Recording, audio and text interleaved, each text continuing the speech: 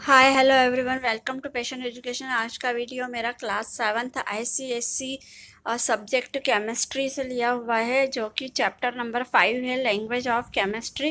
Chapter का नाम भी यही है, लैंग्वेज ऑफ केमिस्ट्री। तो हम पहले इस चैप्टर के जो पॉइंट्स टू रिमेंबर, जो रिमेंबर पॉइंट हैं, जो उनको मैं यहाँ पे एक्सप्लेन करने जा रही हूँ। तो आप बिल्कुल वो ध्यान से बिल्कुल आप उनको समझिए, ताकि आपको इससे रिलेटेड जो पॉइंट टू रिमेंबर यहाँ पे गिवन है बुक में, वो इससे रिलेटेड आपको सारे क्वेश्चन, छोटे छोटे क्वेश्चंस भी बन सकते हैं, जो डिफाइन वाले या फिर व्हाट इज करके भी क्वेश्चन आ सकते हैं। तो फर्स्ट पॉइंट जो है वो हम यहाँ पे देखेंगे, केमिकल रिएक्शन। तो इससे रिलेटेड जो है ये क्वेश्चन ये बन सकता है कि डिफाइन केमिकल रिएक्शन या फिर व्हाट इज केमिकल रिएक्शन। तो हम इसमें यहाँ पे देखेंगे कि a chemical reaction involve the transformation of original substances into an altogether new substance. S मतलब सब्सटेंस। तो यहाँ पे केमिकल रिएक्शन जो है ये वो रिएक्शन होती है जिसमें ओरिजिनल सब्सटेंस जो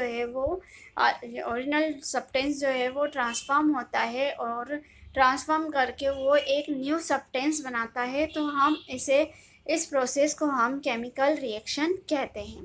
सेकंड पॉइंट जो दिया है, तो इससे रिलेटेड जो है यहाँ पे ये क्वेश्चन बन सकता है कि केमिकल रिएक्शन को हम किससे रिप्रेजेंट कर सकते हैं। तो a chemical reaction can be represented with the help of symbols और the formula of the element and the compounds taking part in the reaction में जो कंपाउंड वो रिएक्शन यहाँ पे केमिकल रिएक्शन जो है उसको हम रिप्रेजेंट कर सकते हैं सिंबल या फार्मूले की हेल्प से। हम एलिमेंट में यहाँ पे सिंबल को रिप्रेजेंट कर सकते हैं। तो ये केमिकल रिएक्शन कहलाता है। और केमिकल रिएक्शन में कंपाउंड का वो पार्ट जो है रिएक्ट करता है, जिसको हम रिएक्शन कहते हैं। This gives a chemical equation, जो कि हमें ये एक केमिकल इक्वेशन के फॉर्म में देता है। जैसे मैंने यहाँ पे इसका एक एग्जांपल लिया, मैंने एलिमेंट ले लिए, यहाँ पे मैग्नीशियम ले लिया और यहाँ पे ऑक्सीजन ले लिया। तो मेरा यहाँ पे जो न्यू कंपाउंड बनेगा, और न्यू कंपाउंड जो हम लेंगे वो क्या लेंगे, MgO2।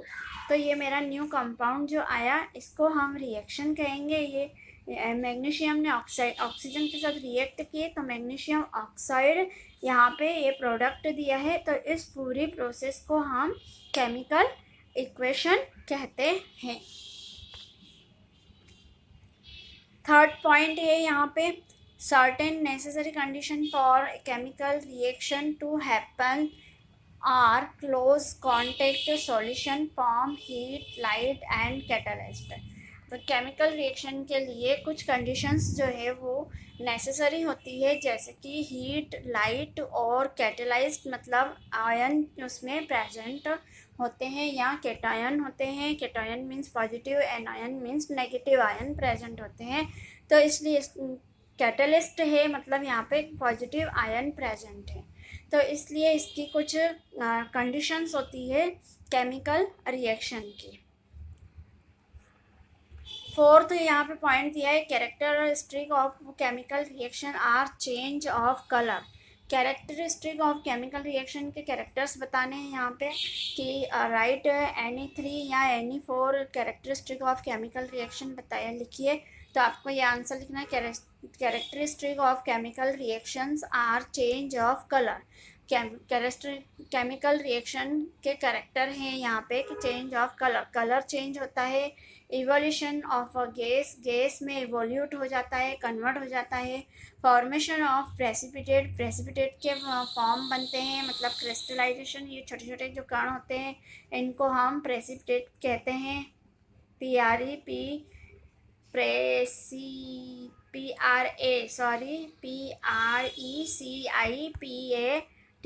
प्रेसिपिटेट। तो प्रेसिपिटेट बनते हैं यहाँ पे। और change of smell, smell change होती है उनकी। And evolution, absorption of heat, heat को जो है ये एब्जॉर्ब कर लेते हैं या इवोल्यूट कर लेते हैं। तो इस टाइप से आपको इसका आंसर जो है, चाहो तो ये पैराग्राफ में लिखा है, आप इसको पॉइंट में लिख सकते हो। कलर चेंज को first point, evolution of gas second, formation of precipitate यहाँ पे थर्ड पॉइंट, और चेंज ऑफ स्टेट 4, और चेंज ऑफ स्मेल जो है यहाँ पे 5 पॉइंट, और evolution and absorption of heat ये 6 पॉइंट। 6 पॉइंट में आप इसका आंसर दे सकते हो। तो अब हम यहाँ पे 5th पॉइंट देखेंगे कि एक कंप्लीट इक्वेशन जो है वो क्या होती है। What is complete equation? तो अ कंप्लीट इक्वेशन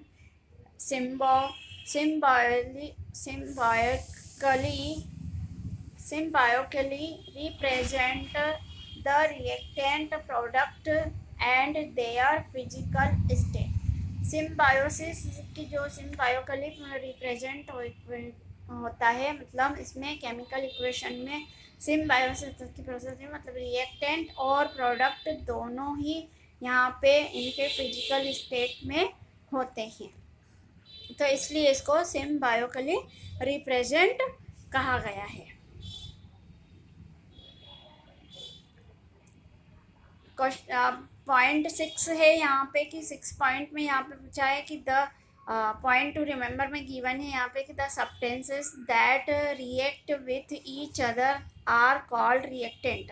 तो रिएक्टेंट मीन्स क्या होते हैं? What is reactant? रिएक्टेंट वो होते हैं जब सब्सटेंस जो है वो दो सब्सटेंस एक दूसरे के साथ रिएक्ट करते हैं, रिएक्टेंट बनाते हैं, उनको हम रिएक्टेंट कहते हैं। और प्रोडक्ट बनाते हैं, सॉरी रिएक्टेंट नहीं बनाते हैं, रिएक्टेंट इक्वेशन में रिएक्ट करने वाले सब्सटेंस होते हैं। They are represented on the left hand side of the equation. ये इक्वेशन की लेफ्ट हैंड साइड में लिखे जाते हैं। और जो राइट साइड में जो हमारा प्रोडक्ट बनता है उसको जिसको हम रिजल्ट भी कहते हैं, रिएक्शन का रिजल्ट कहते हैं, उसको प्रोडक्ट भी कहते हैं सिंपल लैंग्वेज में। तो राइट साइड में लिखे जाने वाले रिजल्ट को हम प्रोडक्ट कहते हैं। They are represented on the right hand side of the equation, जो कि राइट हैंड साइड, इक्वेशन के राइट हैंड साइड में लिखे जाते हैं। अब पॉइंट टू रिमेंबर 7 वाला है, a chemical equation need to balanced to make it follow the law of conservation of mass. यानी यहाँ पे कंजर्वेशन ऑफ मास पूछा है कि what is conservation of mass, क्या होता है? एक केमिकल इक्वेशन जिसको बैलेंस करना बहुत ही जरूरी, बैलेंस करने की आवश्यकता होती है। बैलेंस करके जो इक्वेशन बनाई जाती है उसको हम कंजर्वेशन ऑफ मास कहा जाता है, जो कि इस लॉ के अकॉर्डिंग ये रूल फॉलो होता है। अब पॉइंट टू रिमेंबर 8 वाला पॉइंट है law of conservation of mass. The law of conservation of mass states that mass can be neither created nor destroyed. It can only be transformed from one form to another. Law of conservation of मास वो होता है जिसमें जो है जो destroyed जो है वो एलिमेंट, जो मास जो है वो ना तो डिस्ट्रॉयड होता है और ना ही क्रिएटेड हो सकता है, और उसको हम सिर्फ ट्रांसफॉर्म कर सकते हैं। एक रिएक्टेंट से दूसरे रिएक्टेंट में हम उसको ट्रांसफर कर सकते हैं। उस प्रोसेस को हम लॉ ऑफ कंजर्वेशन ऑफ मास कहते हैं। ये आपका पॉइंट जो है इम्पॉर्टेंट पॉइंट है। अब लास्ट इसका यहाँ पे समरी, लास्ट पॉइंट जो दी हुई है, लास्ट पॉइंट 9 नंबर जो है वो, a chemical equation gives both qualitative and quantitative information about the reactant and product. Reactant और प्रोडक्ट के बारे में यहाँ पे कि दोनों की क्वालिटी और क्वांटिटी की इंफॉर्मेशन जो है वो हमें केमिकल इक्वेशन में ऑब्टेन्ड होती है। अब ये पॉइंट टू रिमेंबर तो आपके क्लोज हो गए। अब इसके बाद में यहाँ पर बुक से रिलेटेड एक्सरसाइज को स्टार्ट कर रही हूँ, जो कि आपका क्वेश्चन नंबर 1 यहाँ पे बनता है। क्वेश्चन नंबर 1 यहाँ पे है आपका कि पूछा है कि अब मैं यहाँ पे बुक से रिलेटेड एक्सरसाइज को स्टार्ट करने जा रही हूँ, जो कि क्वेश्चन नंबर 1 है। यहाँ पे define chemical reaction, chemical reaction को आपको डिफाइन करना है। सेकंड बी वाला क्वेश्चन है what is chemical equation, why do we need to balance chemical equation. तो इन तीनों के अब हम आंसर जो है वो एक्सप्लेन करेंगे, जो कि केमिकल रिएक्शन में ऊपर एक्सप्लेन कर चुकी हूँ पॉइंट टू रिमेंबर में, बट मैं एक बार फिर से आपको यहाँ पे मैं एक्सप्लेन कर देती हूँ।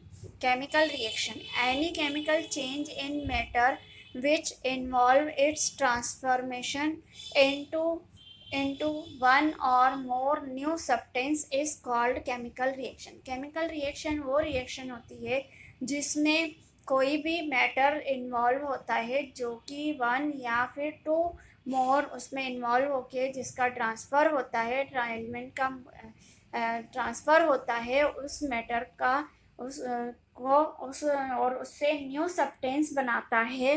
तो इस प्रोसेस को, इस पूरी होल प्रोसेस को हम केमिकल रिएक्शन कहते हैं। अब बी वाला question what is chemical equation. तो केमिकल इक्वेशन का answer, a chemical equation is the symbolic representation of a chemical reaction. Chemical equation जो है वो सिम्बायोलिक रिप्रेजेंट करती है रिएक्शन में, using the symbols and the formula of the substance involve in the reaction. मतलब जब हम रिएक्शन किसी भी सब्सटेंसेस का जब हम रिएक्ट करवाते हैं तो उसमें सिंबल और फार्मूला का होना ज़रूरी होता है, तो ही वो केमिकल इक्वेशन बनाता है। Using the symbol and formula of the substance involve in the reaction, इसलिए इसको यहाँ पे ये केमिकल इक्वेशन कहा गया है। अब यहाँ पे थर्ड वाला सी वाला है कि ये क्वेश्चन पूछा है कि why do we need a balance chemical equation. Chemical equation को बैलेंस करना क्यों आवश्यक होता है, क्यों ज़रूरी होता है। तो अब हम इसका आंसर पढ़ेंगे। A chemical equation needs to be balanced so as to make the number of atoms of the reactant equal to the number of the atoms of the product। यहाँ पे केमिकल इक्वेशन की को balance करने की need इसलिए होती है कि जो उसमें एटम्स के जो नंबर होते हैं और जो रिएक्टेंट होता है वो दोनों ही जो है रिएक्टेंट और नंबर ऑफ एटम्स रिएक्ट करके जो है इक्वल नंबर में जब रिएक्ट होता है तो वो एक न्यू सब्सटेंस मीन्स एक न्यू प्रोडक्ट बनाता है, इसीलिए उसको इक्वेशन को बैलेंस करना ज़रूरी होता है।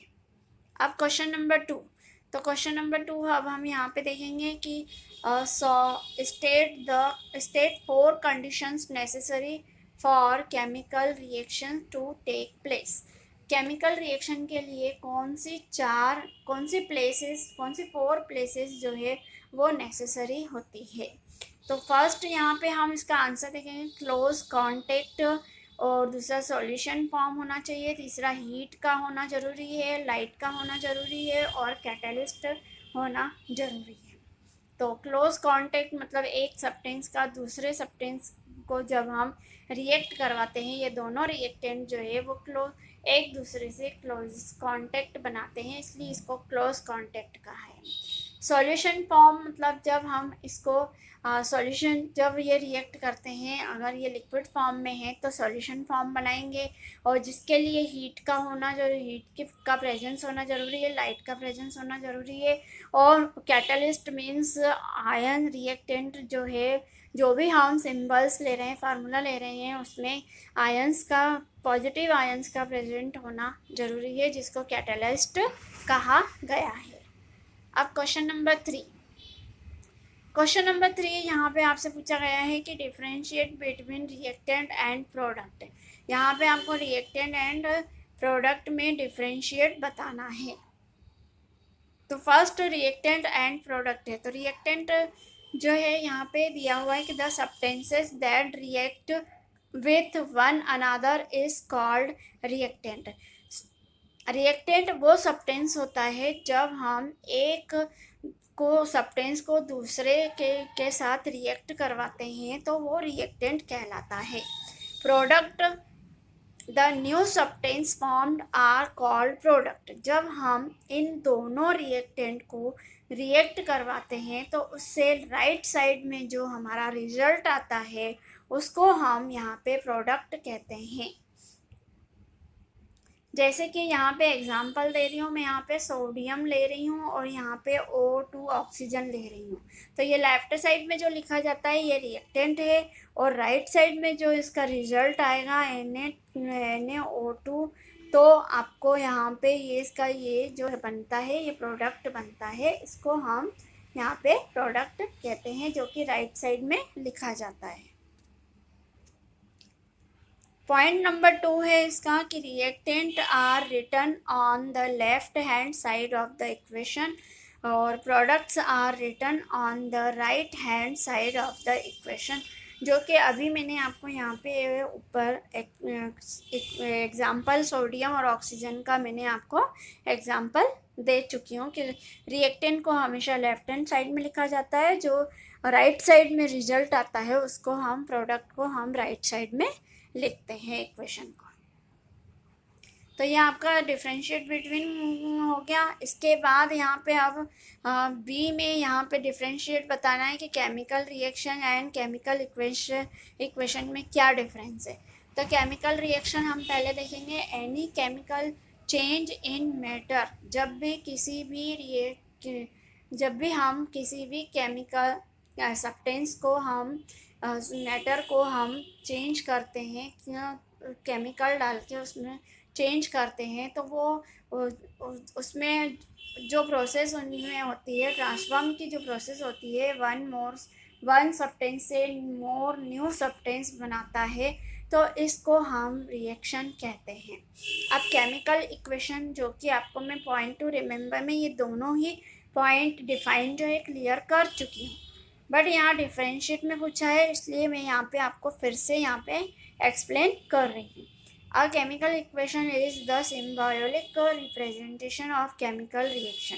केमिकल इक्वेशन जो है सिम्बॉलिक रिप्रेजेंटेशन होती है रिएक्शन में, using the symbols and the formula of the substances involved in the reaction, जिसको कि हम फार्मूला या फिर सब्सटेंस के थ्रू हम रिएक्शन में जो है प्रेजेंट करते हैं, वो केमिकल रिएक्शन इक्वेशन कहलाता है।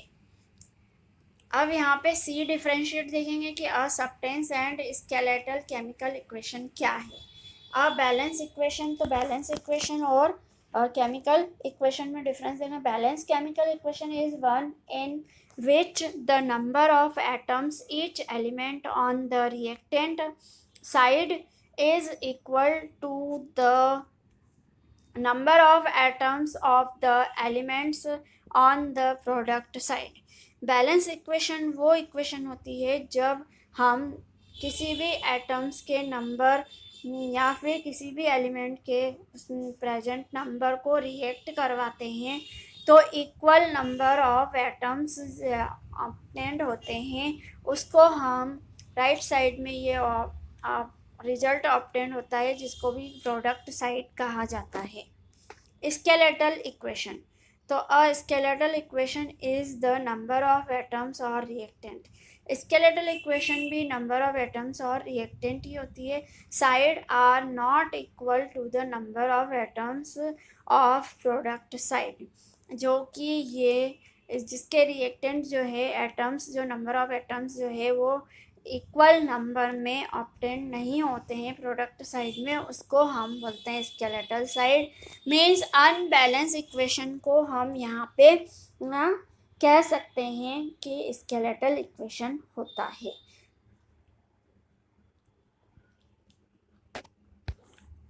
अब क्वेश्चन नंबर 4 हम यहाँ पे देखेंगे। क्वेश्चन नंबर 4 जो दिया है यहाँ पे, right word equation for the following skeletal equation. Skeletal equation मतलब अनबैलेंस यहाँ पे इक्वेशंस आपको गिवन है।